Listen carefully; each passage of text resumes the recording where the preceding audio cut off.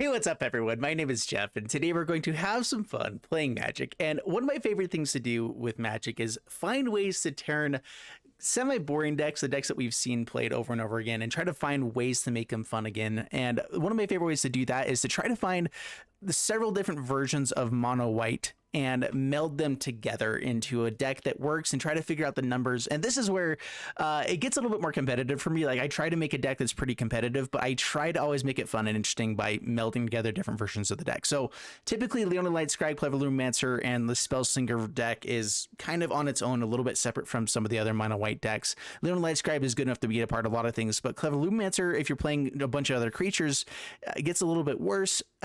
Especially it's a little bit harder to put in there because it has 0 power to begin with. Usher the Fallen, I think, is in basically every white deck because it's just really good. But then we have like the Maul, Skyclaves, Luminarch Aspirant, and Blade Historian, which is a really good combo piece where you kind of just ramp up, have a good 1-drop, Luminarch Aspirant, buff it up, Maul, Skyclaves, put make it get flying and get bigger, and then Blade Historian hidden for double strike. You typically win the game by turn 4 with other creatures on the board, and it's a really powerful strategy. Then there's kind of like Staxy, a little bit more control-y, not control-y, but just like a lot of removal, but putting out good threats along the way. Skyclave Apparition, Elite Spellbinder, removal, kind of mono white, which kind of works together with all of this. And so I'm trying to meld all of those versions together at once here. And it's probably not something too crazy different from what we've seen, but I think that overall this will work out very well together. Mostly just having a double striking thing on the top. That's why it's a double white. It's kind of our end all be all. As long as we have creatures on the board and we have double strike, it's going to be a good thing. And we have lots of ways to buff those up. Intrepid Adversary to make sure that we can have just a bunch of buff stuff. We don't have a ton of instants and sorceries for the Clever Lumimancer and Leonin Lightscribe. We're mostly just trying to get one trigger off of those, but we do have Homestead Courage, which can trigger twice or be in the graveyard for us to go off. So not a whole lot of combo potential with that, but we can have very explosive plays with Lumimancer still putting counters onto it and having double strike, whatever, is still game over on turn 5 or whatever. So this deck, we're going to see how it does for us, and wish me luck. And here we go. Let's do it. Wow, you take a month off of playing Magic and you drop all the way down to silver rank. Alrighty. No 1-drop, that would definitely be better, but fantastic curve here. On the play, good enough. Would love to have the 1-drop here, but still good stuff. Yeah, Aspirant turn 2, Apparition, Blade Historian, Fateful Absence whenever we need it. Swell stuff. Planes go, pass the turn. So I'm playing in ranked, and I haven't played in ranked in forever. I don't even know what the meta is at all. I mean, I know the general good cards in the format. Your turn too late there, sir. Putting out Luminarch Aspirant. Fateful Absence could be good, getting rid of the ramp. Usually, this is kind of good to see what kind of stuff they're doing. So it looks like it's mono green.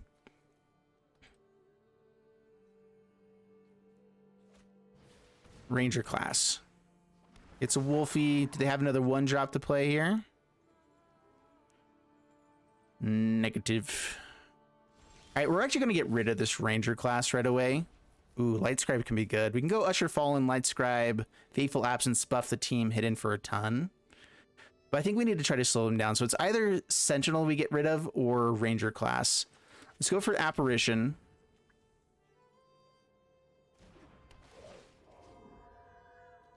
Is it Sentinel? Letting him have a 4-drop here is pretty annoying, but we do have the Fateful Absence to deal with it. But then they keep having ramp over and over again. This is annoying. They have to spend a turn doing stuff, and it doesn't even outpace what we're doing. So I think we actually get rid of the Sentinel here.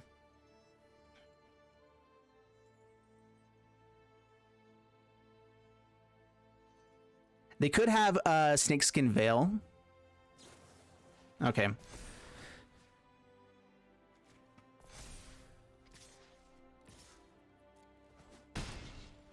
Down to 17. That's annoying. We could have gotten the Ranger class for sure. We did get in for 3 points of damage. Buff up a little bit. Get a good card out of their hand. All right, so land would be really nice here. If we can go, maybe just Blade Historian, start swinging in. And then the next turn, Leonin Lightscribe, Fateful Absence, kill a blocker, hit in for double strike with a ton of stuff. No blocks. Take 5 down to 15. Homestead Courage. All right, Lightscribe.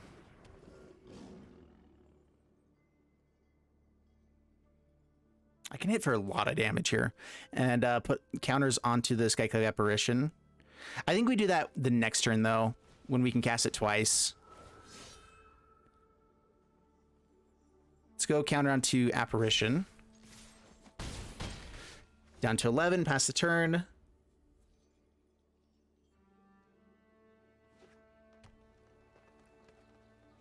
All right, 5 mana. There's a Toski. The card draw is annoying, but I'm kind of okay with this. This means they're going to be going in aggressively, which is really good if we hit a land here. If we hit the land for Blade Historian, we're going to be pretty close to lethal. Yeah, these guys hitting in, yeah, we have lethal. So land gives us lethal, no blocks. I think we still are really close to it otherwise. There's land. All right, just making sure here. So double strike, 6, 12, and then between these guys we can do it again. So whatever one they block, we can get there. So yeah, game over. Plus the counter.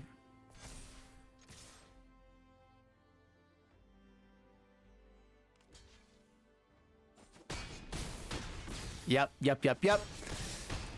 Dude, it is nice sometimes to play a little bit more competitive decks.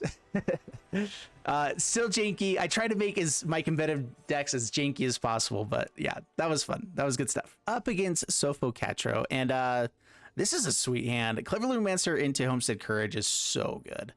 So we're gonna keep this.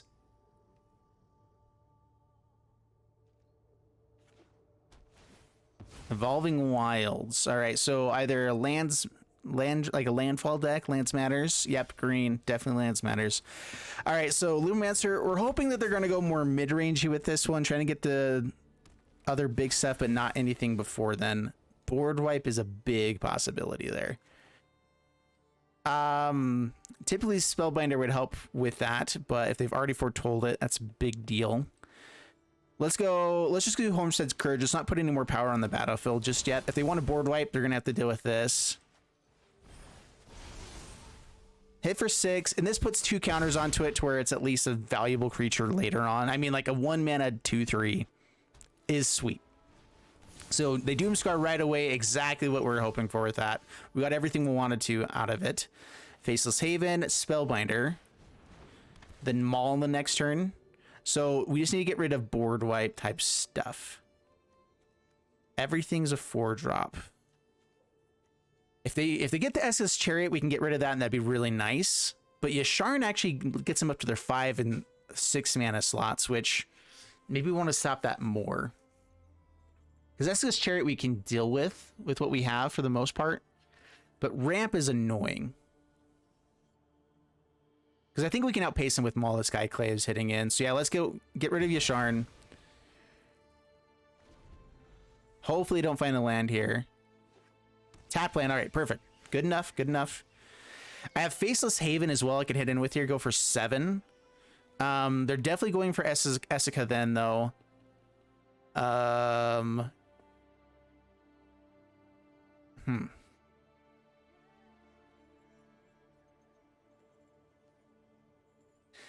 Yeah, let's go Maul and Usher.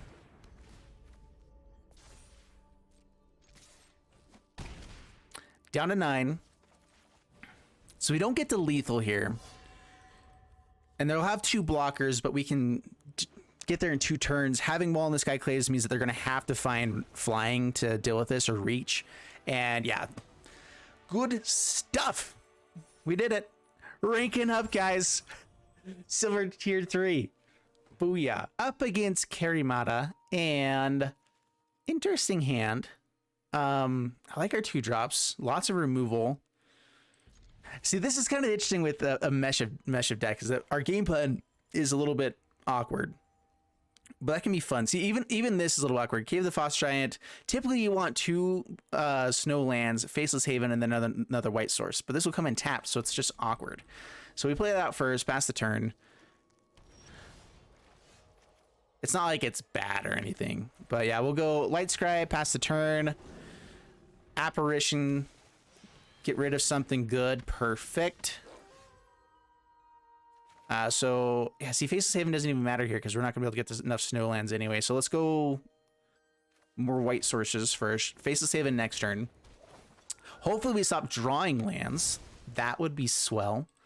Swing in, pass the turn. I like playing Leonin Lightscribe. Like, they're going for the ultimate, this is going to be awesome type thing is nice. Blizzard Brawl. Rude. Gets a dude back.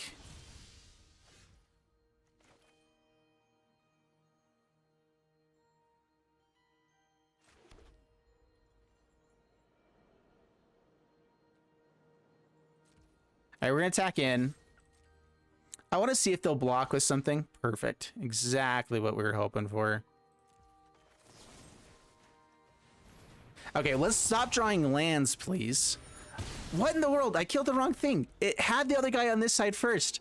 I looked away for a second and it switched because I switched him over. Gosh darn it. Oops.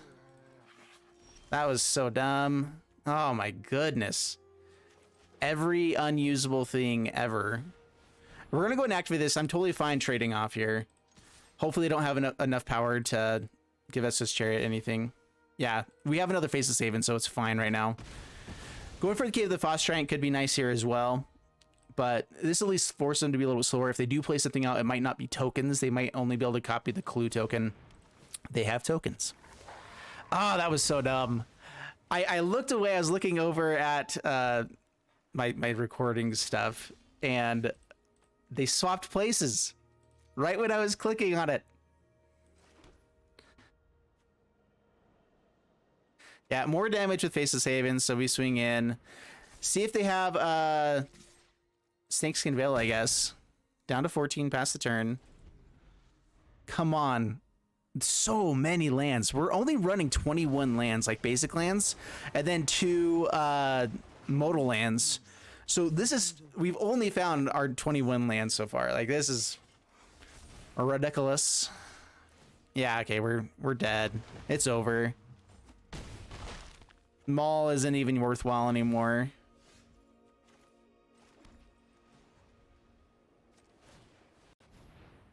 Yeah, no, we're done for. All right. Cool stuff. That was dumb. All right, up against Truth, and we're keeping this one. All right, the game cut me out for a little bit here, so I've been having issues with this computer, man. It's as soon as it gets to like 3 years old, everything just is like, you know what? We're gonna not work at all anymore. Go for Lumimancer. This is an interesting hand. Aspirant is a really powerful thing to be using. Leonin Lightscribe and Clever Lumimancer is really powerful. We could hold off on those until we get to the Blade Historian. In which case I probably should have gone for Usher the Fallen instead, but let's go for Aspirant here. I'd rather get more value out of the Lightscribe, buffing up more of my team. Down to 19, get more damage out altogether. So I think next turn we're going Usher the Fallen and Lightscribe. Ooh, just kidding. We're doing that instead.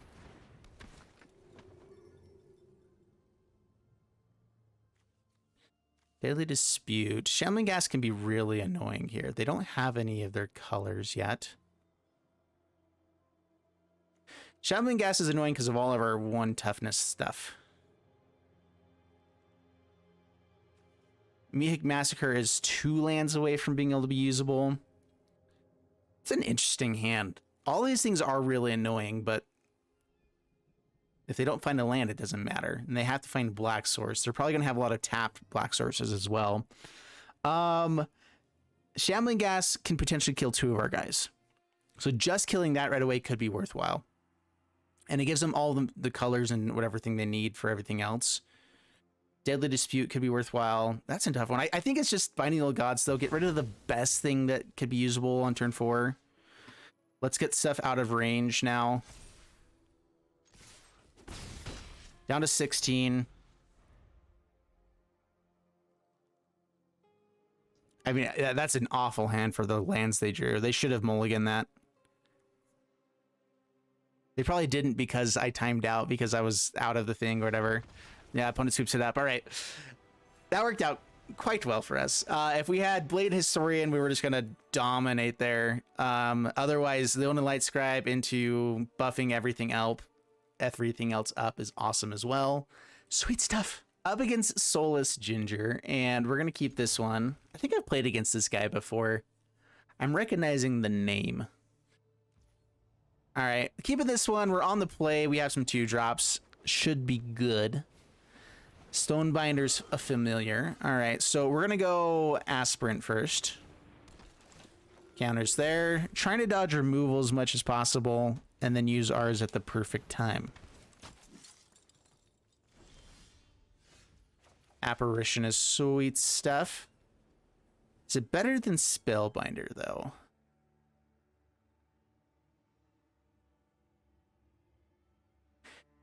Awkward thing is that they'll build buff this up. So we're going to go ahead and Apparition, get the Sentinel. It'll exile. This gets a trigger. It was only on their turn, right? Only on their turn. Swing in.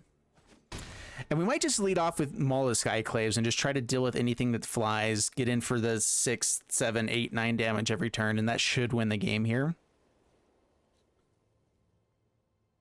Try to dodge Fateful Absence, but once this is out, we're still in great shape, unless they have flying. Until they have flying. Brutal Cathar takes the Aspirant. That is the right play. It's a bummer. That is the right play. Give him a 2/2.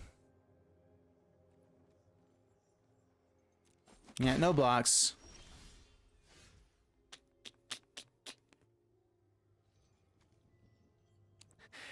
I want to maximize my mana as much as possible.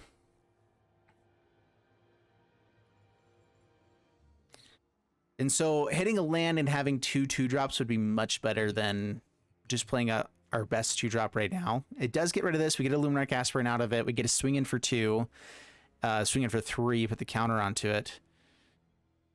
Give him a clue. That's an interesting option. Yeah, I think that is the right way to go. So Fateful Absence. Get Apparition a little bit bigger, down to 14.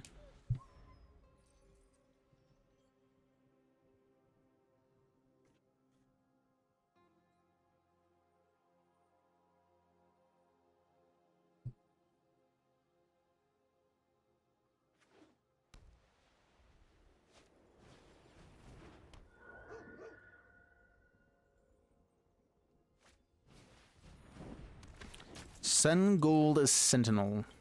Exile something from a graveyard, buffs up the team. I didn't really think of that tech there. That's pretty interesting. I haven't been playing for a while, so there's lots of new things going on here. No blocks. Getting Maul up on a Vigilant dude would be really good here. All right, so another Aspirant could be really powerful.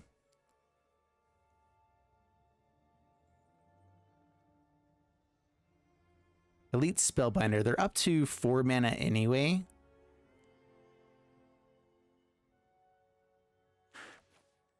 If we can make an exile thing expensive, but they're mostly 3 mana anyway. Yeah, let's just go Aspirant, Lumimancer.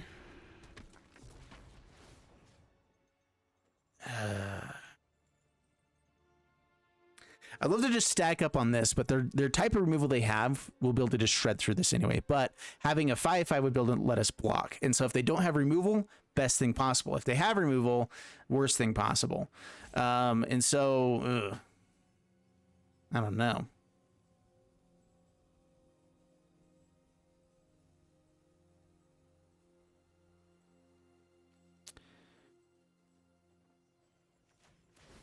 We're all in.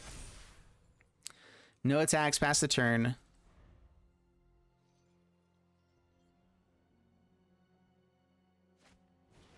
Ah, there it is. All right, they have the removal. Worst thing possible. They get the buff. We get a 3, or no, they get the 2-drop, right? The 2/2. Yikes. No blocks. Down to 18. Land. See, we finally got the land and we already used up our the 2/2 drops incorrectly now.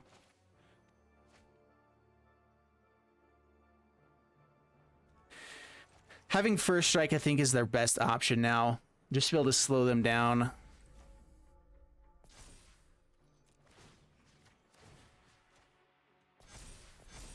Five with first strike, doesn't have vigilance past the turn.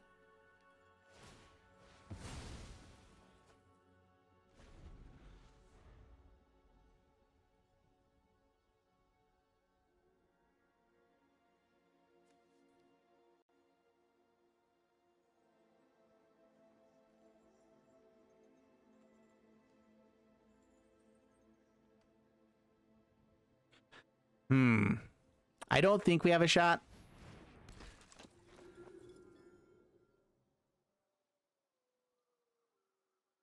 They just drew one too many of these abilities for us, and we haven't drawn as many.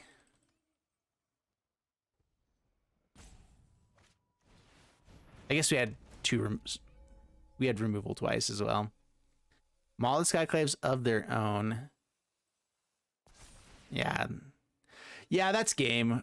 No matter what we can do on the next turn, they get to get in with enough creatures and keep them alive that there's no way you can build up big enough for the next turn. So it's over. All right, so we went 4-2 with this deck, 66% win rate, and we actually won all of our games on the draw. I was thinking it was the opposite. So the games we lost were on the play, and I think one of them we milled out we flooded like crazy, which was just really bad. The other one, mono white, just went off like crazy on with a little bit more fine-tuned deck, I guess. They just drew the right things at the right time, and we did not. And so that's how it goes sometimes. It's all good. It's Magic. But I like the deck. I think it's good. I think it's fun to try out a little bit different versions, something that's not necessarily as streamlined as typical. We didn't get to see as many cards as I was hoping for within those 5 games. Intrepid Adversary, we didn't get to see as much. But overall, I like the deck. I personally like playing with more options in the deck, where it's like, it's a game of chance anyway. I have a chance of finding the thing that will help me in this situation more if I have more things in there. And that means you have a little bit less consistency, which isn't as good for competitive play or that kind of stuff, but it makes games more fun to me, where like I enjoy just like, oh, we could find the takedown or the shelter or whatever else in this moment, and it could be amazing, while still trying to stay on curve and have a consistency and being able to actually play Magic. That's very important. But overall, I enjoyed the deck, and I hope you guys enjoyed it too. If you guys did, please leave a like and subscribe for more awesome stuff, and I'll see you guys in the next one. Thanks so much, and bye-bye.